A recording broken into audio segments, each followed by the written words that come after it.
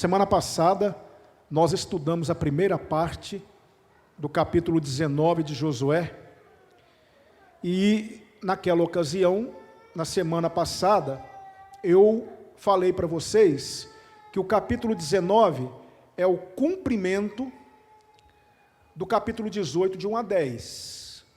O que acontece lá em Josué 18, de 1 a 10? Josué chama 7 tribos que ainda não haviam recebido a sua herança. Pergunta para essas tribos por que elas ainda não haviam tomado, cada uma delas, a sua possessão de terra, e estabelece um plano. Ele manda 21 homens andarem pela terra, pelo que restava da terra. Eles demarcaram essa terra, trouxeram para Josué, e Josué, na presença do Senhor, lançou sortes, e cada uma dessas heranças, então, recebeu a sua possessão de terra. Semana passada, nós estudamos sobre 4 tribos. Cada uma dessas tribos receberam as suas respectivas heranças, e o recebimento dessa herança incidiu diretamente no dia a dia do povo. E naquela ocasião, nós extraímos 4 aplicações para a nossa vida. Hoje, eu quero pensar com você, seguindo a mesma linha, sobre as 3 tribos restantes. Mas antes de fazer isso, eu queria apenas recapitular com vocês o que nós aprendemos semana passada, para que nós possamos nos situar hoje naquilo que nós vamos aprender, naquilo que o Senhor vai falar conosco. Semana passada nós aprendemos, do capítulo 18, versículos 11 a 28, sobre a herança de Benjamim. Os irmãos vão se lembrar que no território de Benjamim ficaram muitas cidades importantíssimas para a revelação bíblica. Benjamim foi uma tribo onde aconteceram muitas questões importantíssimas para a revelação bíblica. Muitas histórias bíblicas aconteceram no território de Benjamim. Então, no território de Benjamim, nós vamos ter aí as cidades de Jericó, Betel, Gibeão, Ramá, Mispá e Jerusalém. Tudo no território de Benjamim. Foi nesse território, nós vimos semana passada, que Josué pediu para que a lua e o sol ficassem parados. Foi nesse território que Paulo, foi desse território que nós tivemos o apóstolo Paulo, porque Paulo é da tribo de Benjamim. Enfim, a tribo de Benjamim é a tribo das histórias de Israel. E nós aprendemos uma lição semana passada. A lição é a seguinte: qual é a sua história? Que legado você tem construído? O que é que você tem construído diante das pessoas? Qual é a visão, qual é a história que as pessoas leem em você? É uma história positiva ou é uma história negativa? Nós também estudamos semana passada sobre a tribo de Simeão. A tribo de Simeão teve pouca influência em Israel, não é? Tanto é que eles foram espalhados em Israel, cumprindo uma profecia de Jacó, lá em Gênesis 49, versículos 5 a 7. Simeão é um daqueles filhos de Jacó, que lá em Gênesis 34, vai matar uma cidade inteira, a sangue frio. Armou um plano, arquitetou um plano, para que os homens pudessem estar enfraquecidos. Ele sugere que todos os homens fossem circuncidados, para que depois pudesse haver um intercâmbio entre os povos. Quando aqueles homens estavam enfraquecidos por conta da dor daquela cirurgia que foi feita sem nenhum aparato médico, Simeão e Levi entraram na cidade de Siquém e mataram todos a sangue frio. Jacó então disse que eles seriam espalhados em Israel, e foi o que aconteceu. Simeão foi se fragmentando e foi se misturando com as demais tribos de Israel. Aí nós aprendemos uma lição também com Simeão, e a lição que nós aprendemos é essa: cuidado com o que você faz hoje, isso pode lhe custar muito caro amanhã. Existe uma lei natural estabelecida por Deus nas Escrituras. Tudo aquilo que o homem planta, ele vai colher. Tudo aquilo que o homem semeia, ele vai colher. Simeão semeou lá atrás morte, destruição, engano, mentira, e agora ele estava colhendo o fruto da sua incontinência, o fruto da sua imprudência, da sua maldade, sendo espalhado, desaparecendo no meio dos filhos de Israel. Nós estudamos semana passada também sobre a herança da tribo de Zebulon, que está lá no capítulo 19, 10 a 16. E Zebulon, eles ficaram numa região muito ao norte, onde ficava a cidade de Nazaré. Então, a região que coube a Zebulon colocava aquela tribo numa distância muito grande do centro de adoração, que era Siló. Mas isso não os impediu de manterem comunhão com as demais tribos de Israel, e não os impediu de manterem um relacionamento com Deus. A distância não foi uma justificativa para a negligência. Aí nós aprendemos semana passada que não há impedimentos para aqueles que querem verdadeiramente servir a Deus. Quando há no coração do homem uma predisposição para adorar a Deus, para servir a Deus, nada impede o homem de fazê-lo. Agora, quando não há no coração do homem uma predisposição para adorar a Deus, tudo impede de fazê-lo. E nós vimos por último, semana passada, a tribo de Issacar. Issacar ficou numa planície muito fértil, chamada de Jizreel. E era por essa planície que os inimigos de Israel entravam no país para guerrear contra Israel. Issacar era a porta dos inimigos de Israel. E nós aprendemos uma lição semana passada: cuidemos para que não sejamos portas de Satanás na igreja. Nós temos que ser portas, mas precisamos ser portas de bênção, portas de misericórdia, portas de amor, portas de generosidade, de benevolência, de paciência, de compaixão. Não sermos portas de maldição, portas por onde Satanás entra. Aprendemos isso semana passada. Agora eu queria pensar com vocês hoje sobre mais 3 tribos e encerraremos falando sobre a herança de Josué, porque Josué também vai receber uma herança. Nada mais justo, não é? Mas eu queria pensar com vocês hoje sobre a herança de Azer. É a 5ª tribo. Azer herdou uma planície chamada de Esdraelon. Há alguns nomes diferentes na revelação bíblica, e a planície de Esdraelon, uma planície extremamente fértil, foi dada a Azer. E uma característica dessa planície é que ela ficava muito próxima ao mar, às rotas marítimas. Os irmãos sabem de uma coisa muito interessante que eu também sei. Toda cidade litorânea, a maioria, ou por que não dizer praticamente todas as cidades litorâneas, geralmente são cidades muito ricas, porque elas ficam próximas às zonas portuárias. Existe um intenso comércio que acontece pelo mar, e não foi diferente com Azer.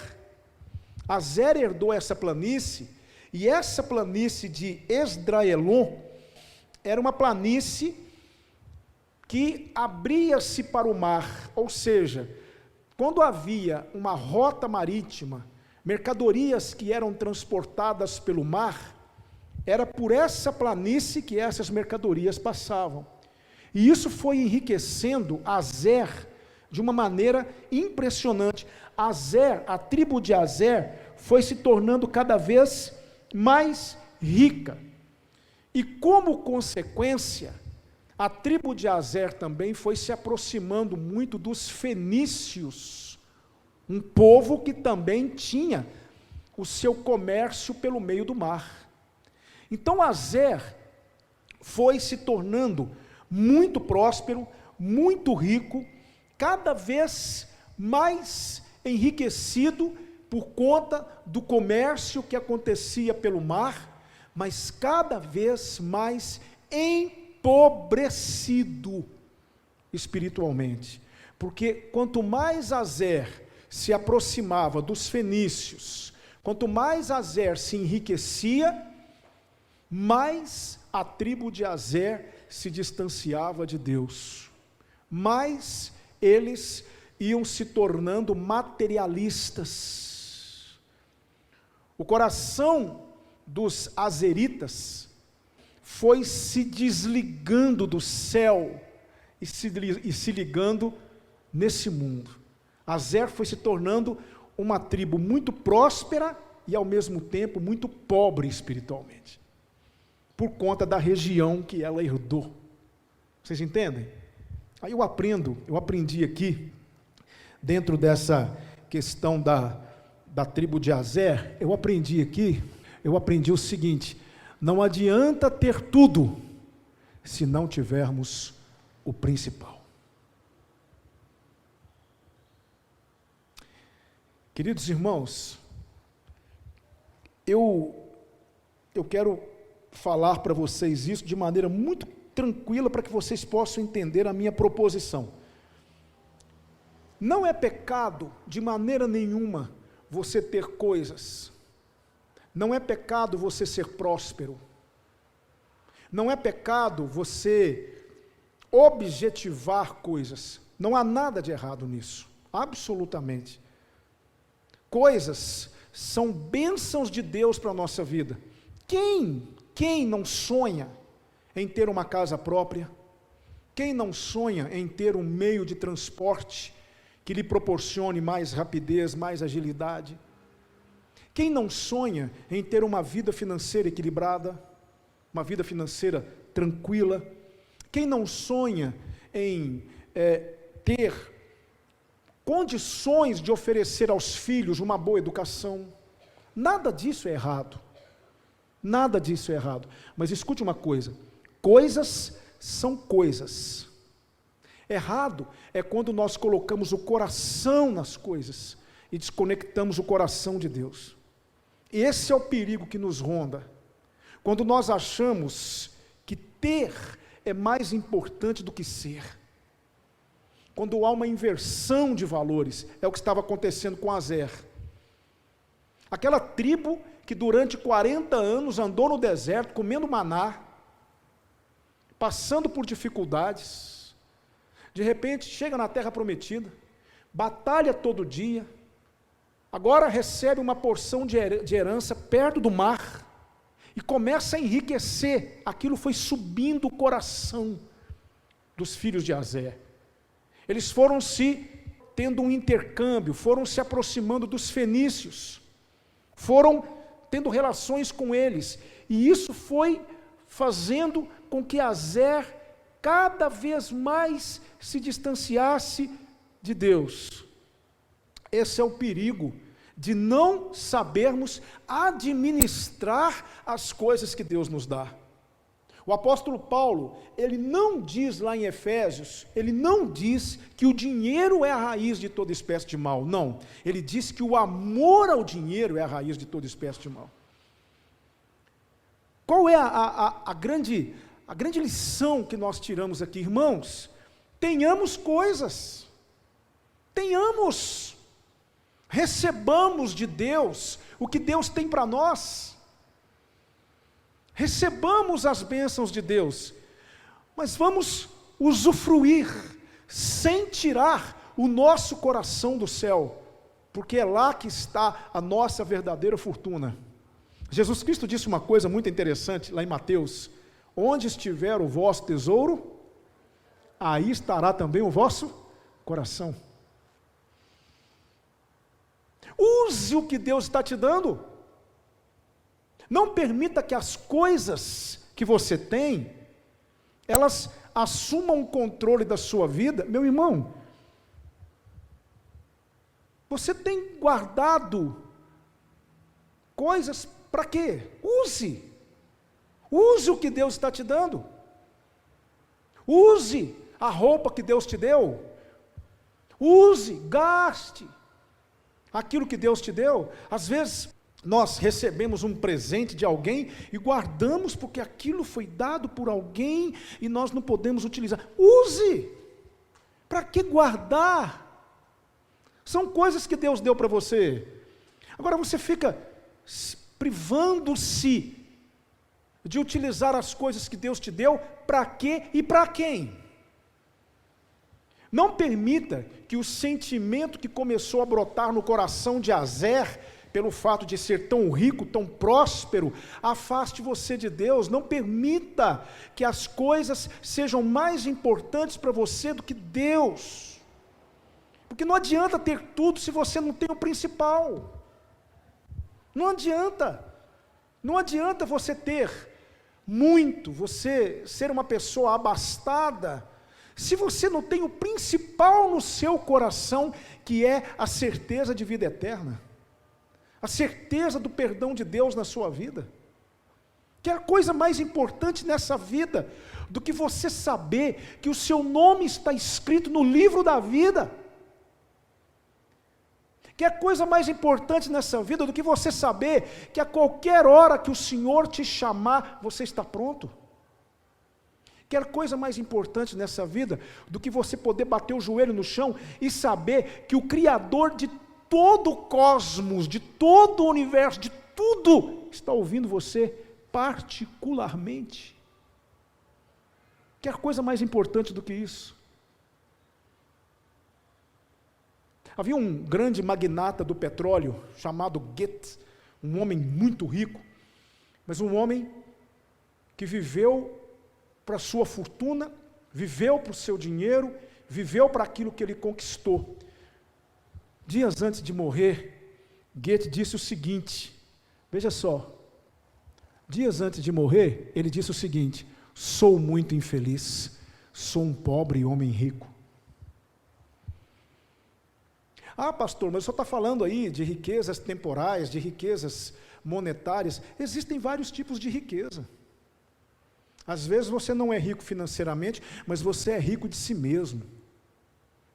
Você é aquele tipo de pessoa que não dá o braço a torcer, a sua opinião sempre tem que ser a opinião final.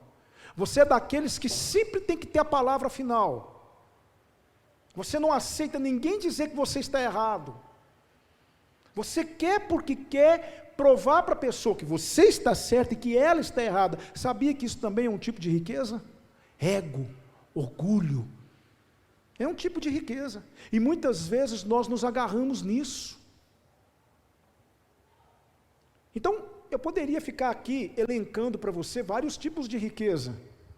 Seja qual for a sua riqueza, que adianta você ter tudo que você tem, se você não tem o principal? Azer tinha tudo, uma grande planície, o mar como rota comercial, dinheiro entrando o tempo inteiro, pessoas indo e vindo. Azer tinha tudo. Azer, eu entendo que Azer era uma tribo cosmopolita, mas não tinha o principal.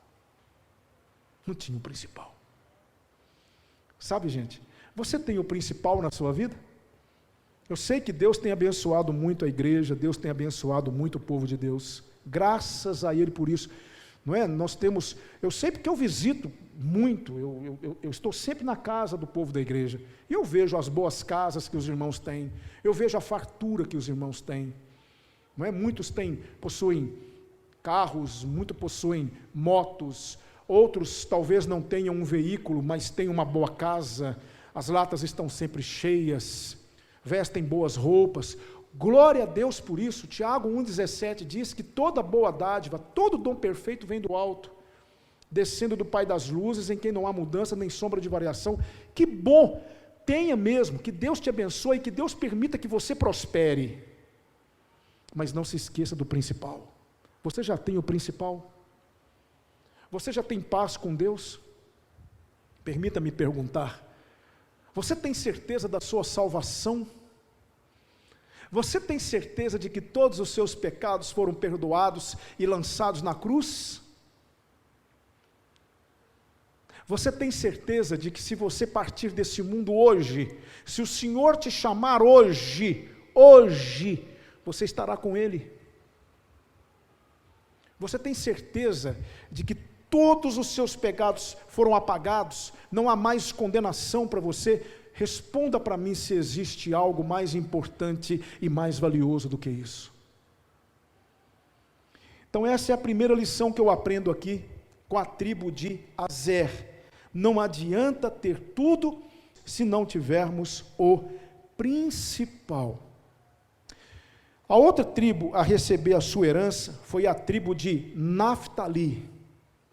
Está lá no capítulo 19, versículos 32 a 39. Naftali herdou as terras altas do sul da Galileia.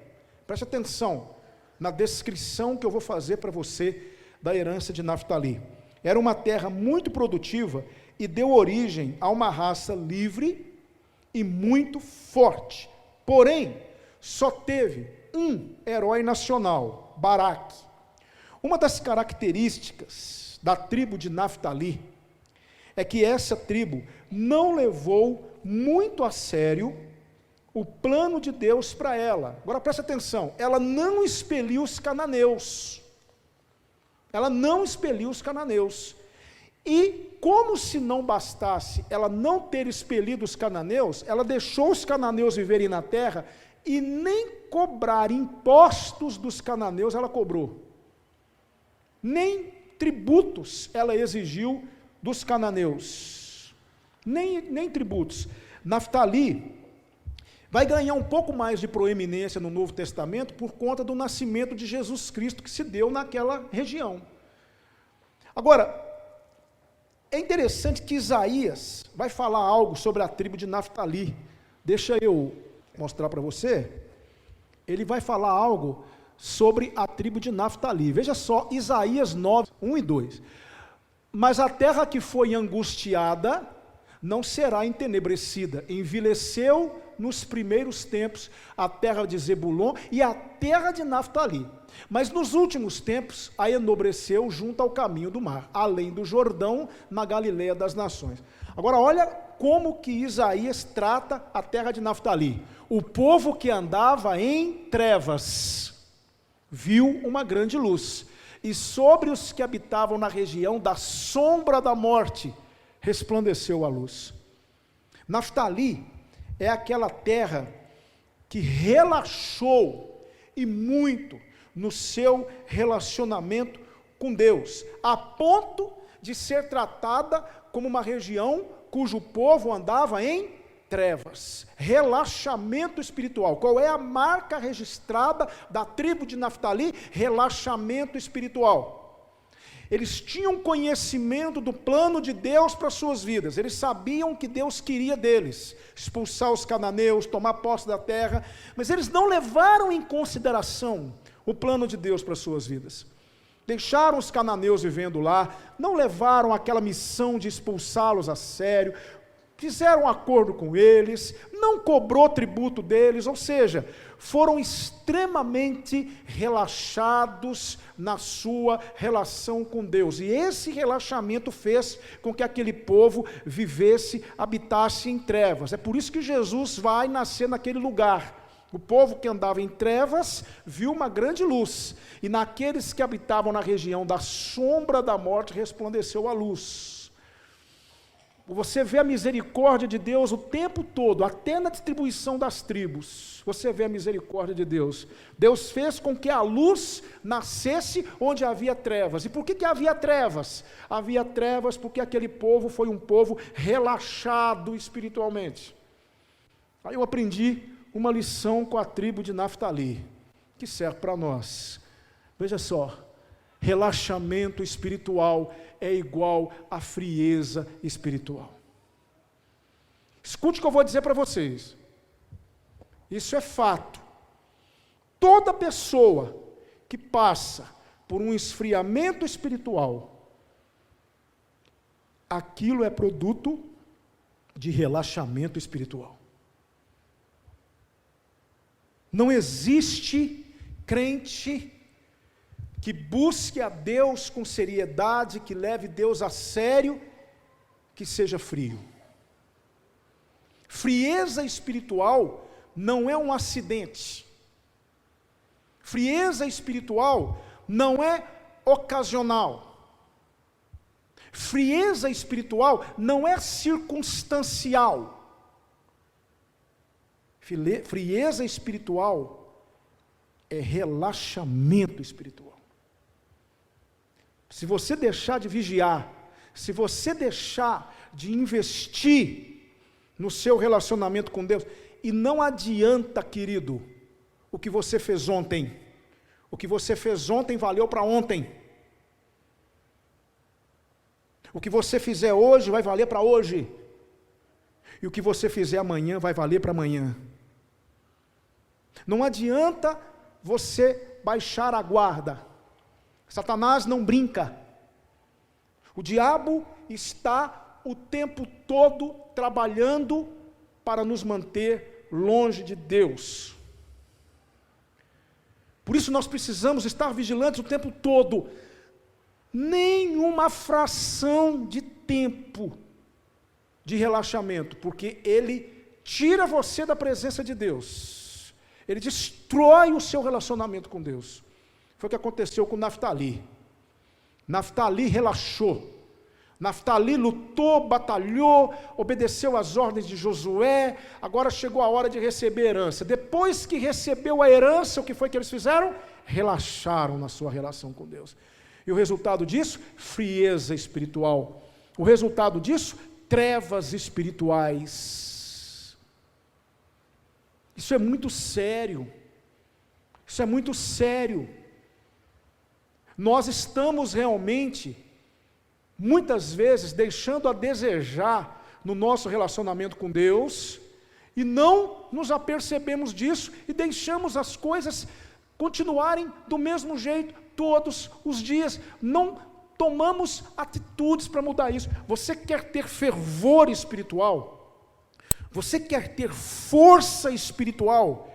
Você quer ter vontade de servir o Senhor? Eu não estou dizendo que você vai ser sempre a mesma coisa todo dia, não. Às vezes nós estamos em cima, às vezes nós estamos aqui embaixo, mas existe uma coisa que não pode mudar, são as nossas convicções e as nossas pretensões. Você quer realmente ser aquele crente que Deus vai usar? Meu querido irmão, então, não relaxe. Não relaxe espiritualmente.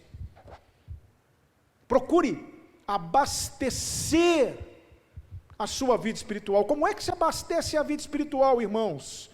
Como é que se alimenta a alma, irmãos? Oração, leitura da palavra, comunhão com Deus. Se você tem a prática do jejum, eu não sei se você tem a prática do jejum, mas se é uma prática sua, jejue.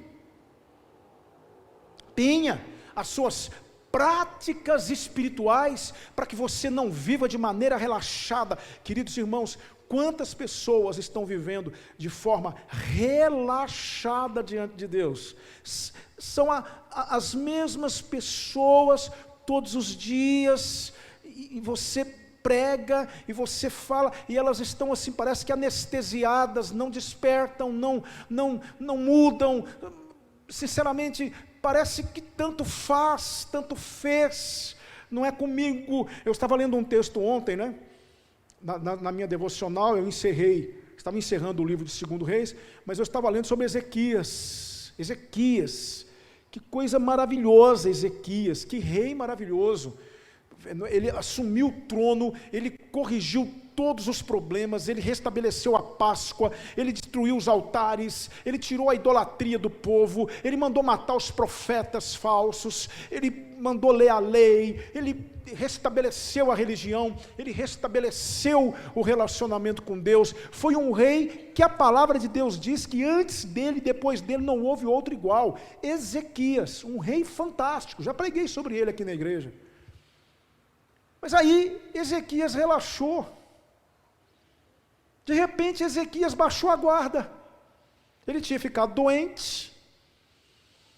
Aí Isaías foi falar com ele: olha, coloca a tua vida em ordem, porque você vai morrer. Aí ele virou para o canto da parede, chorou: "Ó Senhor, eu tenho andado diante de Ti, lembra-te de mim, eu tenho sido diligente." E Deus mandou Isaías voltar lá, vai lá e volta a Ezequias e diz-lhe: "Ouvi a tua oração, eu vou acrescentar 15 anos de vida para você." E ele sarou. E depois disso, o rei da Babilônia mandou emissários até Jerusalém para visitar Ezequias, só que era uma artimanha. E Ezequias recebeu os emissários de Jerusalém e mostrou para eles todo o seu palácio, e mostrou o templo, e mostrou todas as riquezas. Quando o emissário foi embora, Ezequias despediu deles. Isaías chegou diante de Ezequias e diz assim: "Quem são aqueles que estavam aqui com você?" "São os emissários do rei da Babilônia, e ele se preocupou comigo, mandou um emissário aqui para me visitar, eu estava doente." "Ah, e o que foi que você mostrou para ele?" "Ah, eu mostrei tudo." "Ah, é? Pois sabe o que vai acontecer? O rei da Babilônia vai tomar esse lugar, e vai levar tudo isso para a Babilônia, e vai levar os nossos filhos escravos, e vai destruir essa cidade." Sabe o que Ezequias falou? Olha o nível de relaxamento de Ezequias: "Ah, ainda bem que não vai ser nos meus dias, ainda bem que não vai ser durante a minha vida, né? Isso vai ser lá para frente, né?" Gente, era para esse homem ter chorado e pedido perdão a Deus e se arrependido, mas ele se preocupou tão somente em não ser nos dias dele. Relaxamento espiritual. Às vezes Deus toca trombetas diante de nós, Deus permite que situações aconteçam conosco, e nós estamos simplesmente anestesiados, sei lá pelo quê, e começamos a relaxar espiritualmente, e começamos a achar que, sabe, irmãos, não precisa mais ler a Bíblia todos os dias da maneira como eu estava lendo, porque antes eu precisava ler mais. Hoje eu estou bem, eu não preciso ler mais 10 capítulos por dia, eu posso ler só 5.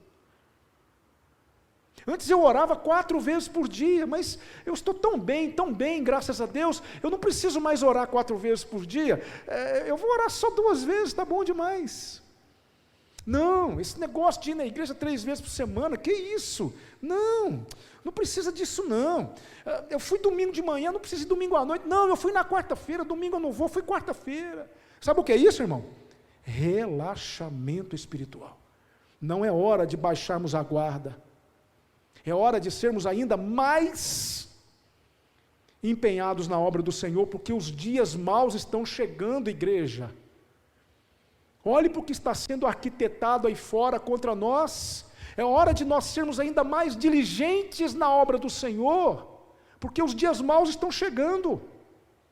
Você já parou para pensar no mundo que seu filho vai vivenciar? Eu penso nisso todos os dias. Qual é o mundo que as minhas filhas vão encontrar? Então deixa eu investir nelas. Permita-me então agora, realmente, Senhor, permita-me investir nas minhas filhas. Eu conheci uma irmã em Divinópolis, a irmã Dalva. Ela faleceu de gripe suína, quando teve aquele primeiro surto de gripe suína em 2009. Ela foi uma das vítimas da gripe suína. E a irmã Dalva tinha um filho. E ela queria muito a conversão desse rapaz. Sabe o que ela fazia?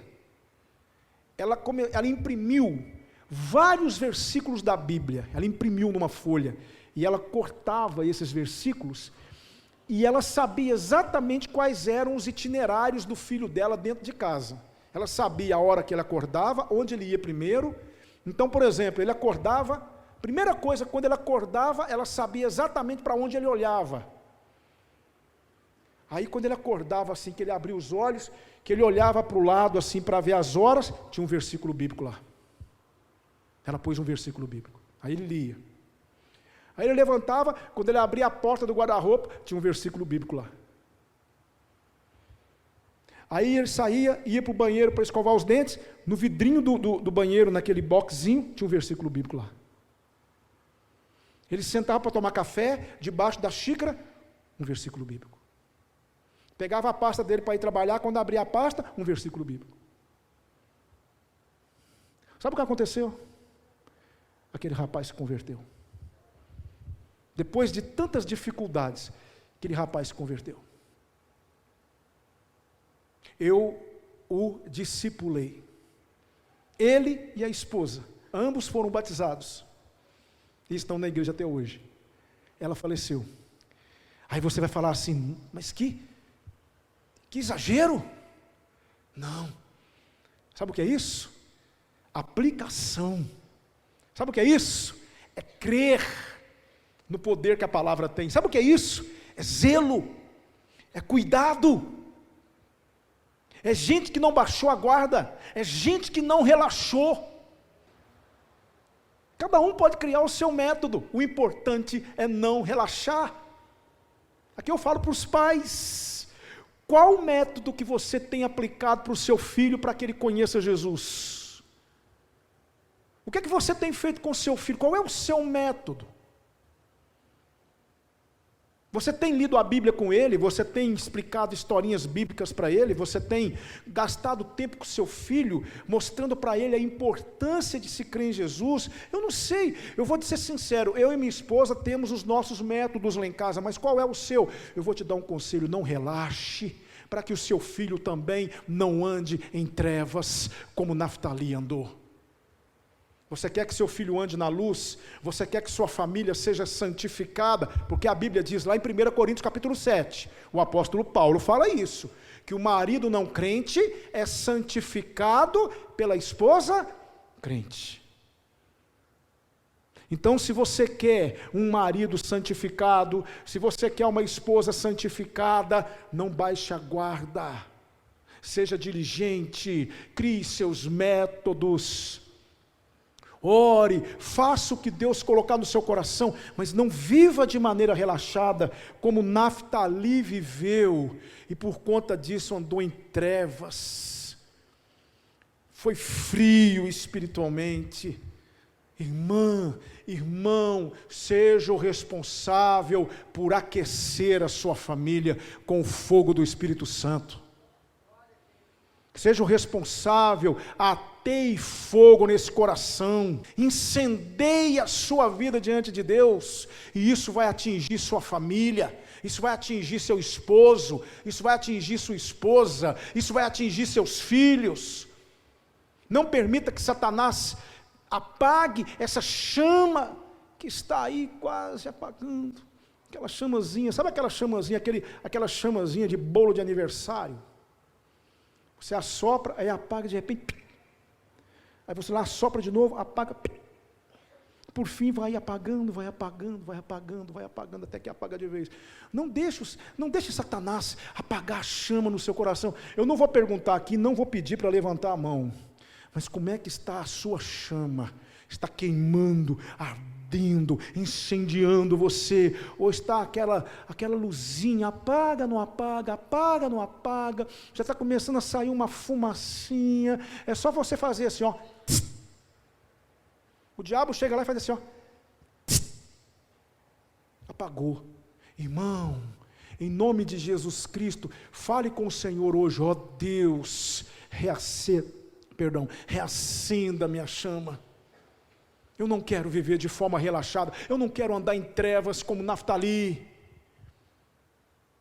eu não quero andar na região do vale da sombra da morte como Naftali. Reacende a minha chama, Senhor, que eu possa ser bênção para a minha família, que eu possa incendiar a minha casa, mas comece por mim.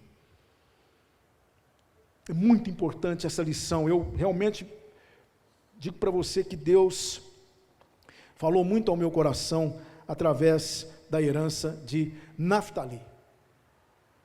Tem mais uma tribo, que é a tribo de Dan. A tribo de Dan, a herança de Dan está lá no capítulo 19, 40 a 48. O que nós temos aqui na tribo de Dan? Dan recebeu a sua herança próxima às nascentes do Jordão, ao norte da Palestina. Ficou bem no extremo norte,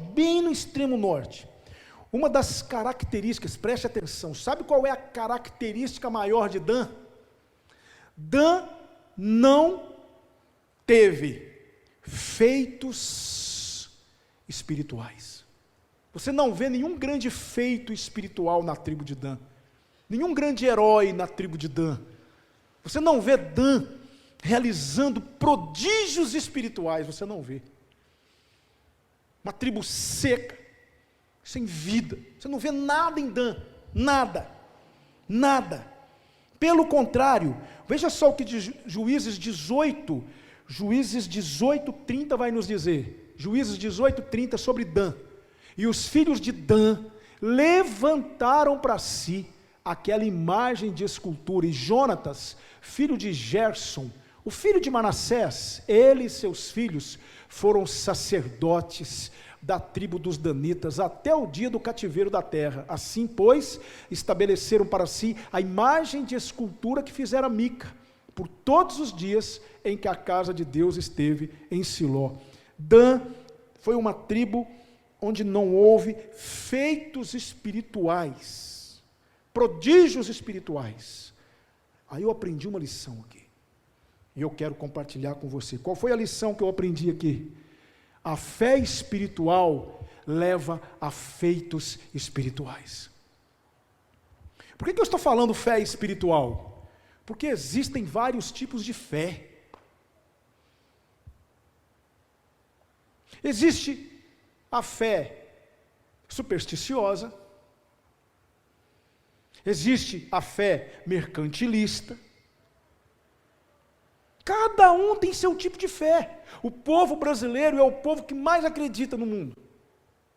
Sabia que até o ateu tem fé? Até o ateu tem fé. Ele acredita que Deus não existe. É claro que a fé dele é uma fé antiteísta. Mas é um tipo de crença. Deus não existe. E ele acredita nisso. Quem veio de carro aqui? Levanta a mão, por favor. Quem veio de carro? Quando você entrou no seu carro, você ligou a chave do seu carro. Você acreditou piamente que chegaria aqui, não acreditou? Isso é um tipo de fé. Fé no carro, fé no trajeto. Vai dar certo, vou chegar na igreja. Quando você entra num avião para viajar aí a 7, 8 mil metros de altura, talvez até mais, né? E você gasta aí 2 horas e meia dentro de um avião, o que é que te faz entrar dentro do avião? Fé. Fé no piloto, fé no aparelho. É ou não é verdade? Porque se você não tiver fé, você não entra. Então, existem vários tipos de fé, irmãos. Existe a fé da dedução. As pessoas hoje, muitas vezes, elas deduzem. Elas têm uma ideia acerca do que seja Deus, acerca do que seja Jesus, acerca do que seja a fé cristã. Elas têm toda uma dedução e elas acreditam piamente nisso. É a fé da dedução. Então existem vários tipos de fé, mas só existe um tipo de fé que agrada a Deus. É a fé das Escrituras. Ora, sem fé é impossível agradar a Deus, porque é necessário que aquele que se aproxima de Deus creia que Ele existe e que é galardoador daqueles que o buscam. Ora, a fé é o firme fundamento das coisas que não se veem e a prova das coisas que se esperam. Então existe um tipo de fé que agrada a Deus, é a fé espiritual. E a fé espiritual, como é que eu sei, pastor, que eu tenho fé espiritual? Através dos seus feitos espirituais, através das suas conquistas, através daquilo que você está se tornando. Responda, não para mim, para você mesmo. Você tem conquistado, você tem sido vitorioso nas suas batalhas espirituais, porque cada um de nós tem um campo de batalha. Não existem aplausos, não existem holofotes, não existem repórteres na linha de chegada. Só eu, Deus e o diabo. O diabo tentando impedir que eu conquiste, Deus me fortalecendo para conquistar. Então, como é que eu sei que a minha fé é espiritual? Se eu estou conseguindo vencer aquele pecado que ronda a minha vida há muito tempo, aquele pecado que não me dá trégua, aquela fraqueza que eu tenho, Por mais que eu prometa para Deus, por mais que eu fale para Deus que eu não vou cometer aquele tipo de pecado, eu sempre escorrego e cometo.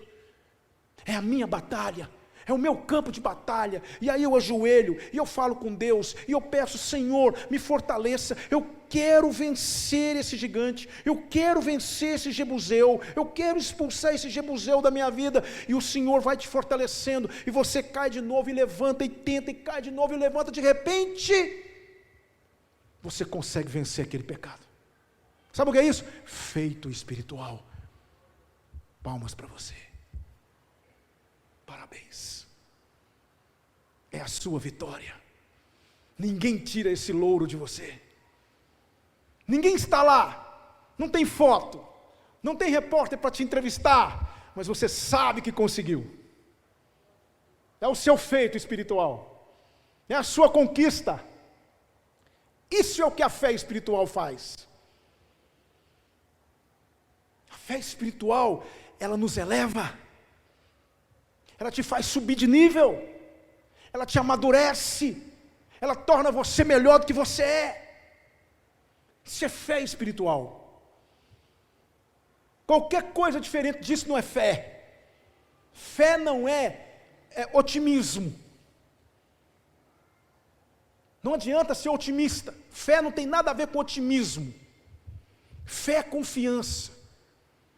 Fé é você saber que você tem um caminho para trilhar e que nesse caminho existem vários inimigos e mesmo assim você entra. Martin Luther King Jr. disse assim: fé é dar o primeiro passo, mesmo sem ver o primeiro degrau da escada.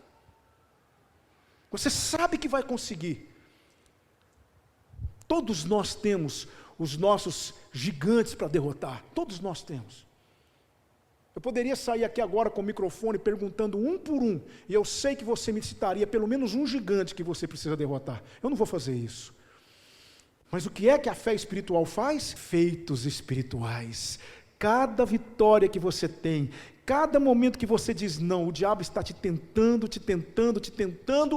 e você está naquela batalha pessoal, e o diabo te convencendo de que você pode fazer aquilo, de que depois você dá um jeito de corrigir as coisas, mas aproveite enquanto é tempo, e o diabo começa a te tentar, e ele usa a carne para isso, o mecanismo que ele tem é a carne, e a carne começa a tentar você, e você entra em oração, você entra em batalha, você está ali guerreando, e você sabe que não pode, e o Espírito Santo falando para você: não faça, porque se você fizer, você vai perder muito. Resista, você consegue, você não está sozinho, eu estou com você, você vai conseguir, você vai conseguir, você vai conseguir. Aí você resiste, não faz. Feito espiritual. Na próxima vez você vai estar mais forte do que na primeira vez. É o que nos aproxima de Deus. É o que faltou. É o que faltou aqui na tribo de Dan. Não havia feitos espirituais naquela tribo. Não havia nada. Não havia uma conquista. Não havia um herói nacional. Não havia uma vitória sequer atribuída a Dan. Não havia. Meu querido irmão, minha querida irmã, caminhando para o final, deixa eu te perguntar: quais têm sido os seus feitos espirituais? Quais gigantes você tem derrotado? Como foi seu dia hoje? Muita batalha? Você lutou hoje com qual gigante? Você ainda não derrotou ou você já derrotou? Nada, pastor. Daqui a pouquinho está me esperando lá fora. Então vai lá, não tem medo não. Confia no Senhor. Derrote o seu gigante de hoje e você estará mais forte para enfrentar o seu gigante de amanhã. Feitos espirituais. Feitos espirituais. Que Deus permita que nós tenhamos, ao contrário de Dan, muitos feitos espirituais, muitas conquistas. Que nós possamos amadurecer. Se tem uma coisa que o cristianismo precisa, é de crentes maduros. Crentes que estejam dispostos a sofrer por Jesus. Crentes que estejam dispostos a dar a vida por Jesus, se preciso for. Crentes que realmente não tenham medo do diabo, crentes que realmente não tenham medo de dar a cara para bater, crentes que paguem o preço. É disso que o cristianismo precisa. Mas para que possamos ser assim, nós temos que lutar as nossas batalhas pessoais. temos que ter os nossos feitos espirituais. E por último, para encerrar, eu gostaria de falar com você sobre a herança de Josué. Josué também recebeu uma herança. Josué também recebeu uma herança. Você pode ver isso lá nos versículos 49 a 51. Josué é o tipo de crente que nós devemos ser. Ele ajudou cada tribo, olha que coisa interessante. Ele ajudou cada tribo a conquistar a sua herança. Agora era a vez dele. Aí lhe deram a cidade que ele pediu, não é? O fato é que ele reedificou aquela cidade e habitou nela. Josué ficou vivendo nas regiões montanhosas de Efraim, porque ele era da tribo de Efraim. E ele ficou morando nas regiões montanhosas de Efraim. Mas ele não possuiu a sua herança enquanto ele não ajudou cada uma das 12 tribos a possuírem a herança deles. Ele foi o primeiro a começar os combates e o último a sair. E Josué me ensina um princípio que serve para nós no nosso dia a dia enquanto igreja. Porque não há nada nesse mundo mais... Eu já falei isso para vocês, não é? Eu já falei que as duas coisas que eu mais valorizo nesse mundo é a minha família nuclear e a minha família espiritual. Como é bom ter uma igreja, como é bom pertencer à igreja de Cristo, como é bom vir para a igreja, como é bom estar com vocês. É algo que eu não sei expressar em palavras. Mas eu sei que não é fácil viver em igreja. Eu sei que não é fácil conviver comigo, porque eu tenho as minhas dificuldades, eu tenho os meus defeitos. Não é fácil convivermos uns com os outros. Nós temos as nossas limitações. Mas a Bíblia diz que nós temos que suportar uns aos outros em amor, devemos orar uns pelos outros. Não é isso que a Bíblia diz? Isso é igreja. Mas existe um princípio que deve reger a nossa vida enquanto crentes, é o princípio de Josué. Qual é o princípio de Josué? Deus primeiro, você em segundo, eu por último. Não foi isso que aconteceu? Tudo que Josué fez, ele fez para quem? Em obediência a quem? 25 anos ajudando cada uma das tribos a possuírem sua herança. Depois que todas elas estavam estabelecidas na terra, agora é minha vez. Deus primeiro, você em segundo, eu por último. Já imaginou, irmão e irmã, se nós aplicássemos esse princípio no nosso dia a dia? Dá para imaginar isso? Veja só o que o apóstolo Paulo vai dizer: nada façais por contenda ou por vanglória, mas por humildade, cada um considere os outros superiores a si mesmo. Não atente cada um para o que é propriamente seu, mas cada qual também para o que é dos outros. Imagine só se eu olhar para o nosso irmão Juninho e falar assim: meu irmão, o meu objetivo, primeiro, é a glória de Deus, depois eu quero que você esteja bem, e eu estou disposto a fazer tudo para que você esteja bem. Ah, mas e você? Não, depois eu penso em mim, primeiro eu quero pensar em você. Esse é o princípio que deve reger a vida cristã. Por isso que Josué, a raiz do nome Josué, no hebraico, é a mesma raiz para Jesus, Yoshua. Josué é um tipo de Cristo. Lá em Filipenses capítulo 2 diz o quê? De sorte que haja em vós o mesmo sentimento que houve também em Cristo Jesus, que sendo achado na forma de Deus, não teve por usurpação ser igual a Deus, mas esvaziou-se a si mesmo, assumindo a forma de servo, tornando-se semelhante aos homens, e sendo achado na forma de homem, humilhou-se a si mesmo, sendo obediente até a morte, e morte de cruz. Pelo que Deus o exaltou soberanamente, e lhe deu um nome que está acima de todo nome, para que ao nome de Jesus se dobre todo o joelho dos que estão nos céus, na terra e debaixo da terra, e toda língua confesse que Jesus Cristo é o Senhor, para a glória de Deus Pai. Filipenses 2, 5 a 11. O que Jesus fez? Eu sou Deus. mas eu vou temporariamente abrir mão das minhas prerrogativas de Deus, porque se eu não fizer isso, a Lila vai para o inferno. Se eu não fizer isso, a Aparecida Nogueira vai para o inferno. Se eu não fizer isso, a Daniela vai para o inferno. A Valéria vai para o inferno. O Juninho, a Graziele, a Aparecida, a Natália, o Getúlio, o Tiago, a Laís, o Luciano, a Edna, a Vitória, o Luiz Júnior, a Lili. Se eu não fizer isso, vocês vão para o inferno. Então, eu vou temporariamente me despir da minha qualidade de Deus e vou me tornar semelhante a vocês.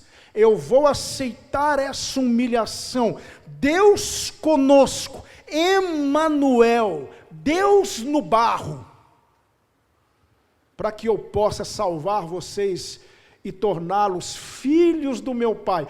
O interesse de vocês vem em primeiro lugar. Foi isso que Jesus Cristo fez. De sorte que haja em vós o mesmo sentimento que houve também em Cristo Jesus. Sabe por que nós estamos aqui nesta noite louvando, adorando, glorificando o Rei dos Reis, Senhor dos Senhores? Porque Ele pensou primeiramente em nós e não nele. Esse é o princípio do cristianismo. É isso que Josué fez. Primeiro vocês. Vou ajudar todos vocês a herdarem a terra de vocês. Depois eu penso em mim. Vamos falar a verdade, queridos. Vamos, para encerrar com essa reflexão. Queridos irmãos, é assim que vivemos? Fale a verdade. Vocês pensam em mim primeiramente, depois em vocês? É assim que vivemos? Que Deus nos ajude a colocar em prática o princípio de Josué. Deus primeiro, você em segundo, eu por último. Vamos orar nesse momento? Ah, sim, tem uma frase. A frase diz o seguinte: nada é mais perigoso do que um bom conselho acompanhado de um mau exemplo. Ou seja, Josué é um exemplo, é ou não é verdade? Josué foi um exemplo. Que homem maravilhoso. Posso falar uma coisa para vocês? Nós estamos a poucos capítulos de encerrar o livro de Josué. Eu vou sentir falta de Josué. Mas Deus já está preparando o próximo livro, e eu quero te convidar já de antemão, porque nós vamos estudar o livro de Juízes. E vocês vão ver o que é, ou o que realmente o homem é capaz de fazer. Mas eu vou sentir falta de Josué. Eu vou sentir falta de Josué. Porque que homem fantástico, que homem extraordinário. Vamos orar? Deus, muito obrigado por ter nos ensinado tantas lições aqui no capítulo 19. Eu te agradeço, Senhor, eu te glorifico. Quero te pedir em nome de Jesus que o Senhor nos ajude. Ó Deus, ajuda-nos nas nossas batalhas pessoais. Ajuda-nos, ó Deus, a termos feitos espirituais. Deus, existem gigantes nos aguardando para daqui a pouco. Existem gigantes que já estarão prontos para combater contra nós amanhã. A semana que vem já está repleta de gigantes. O mês que vem, idem. Mas, ó Deus, Jesus Cristo disse que basta cada dia o seu mal. Ajuda-nos a vencer os gigantes que ainda restam hoje. Ajuda-nos a vencer, ó Deus, para que amanhã já estejamos prontos para enfrentar os gigantes que com certeza teremos que enfrentar. Ó Deus, permita que nós tenhamos feitos espirituais, que possamos crescer diante do Senhor em santidade. Permita que o princípio de Josué permeie nosso coração. O Senhor primeiro, o meu irmão em segundo e eu por último. Ó Deus, que isso não seja uma demagogia, que isso não seja um blá blá blá da nossa parte, que isso não seja uma falácia inútil, mas que esse seja o princípio que rege a nossa vida. Que nós possamos verdadeiramente amar uns aos outros. Permita, meu Deus, que nós realmente possamos pôr em prática cada princípio aprendido aqui na herança dessas tribos. Obrigado por tudo. Louvado e glorificado seja o teu nome. Eu te agradeço por ter falado tanto conosco nesta noite. Em nome de Jesus. Amém. Amém.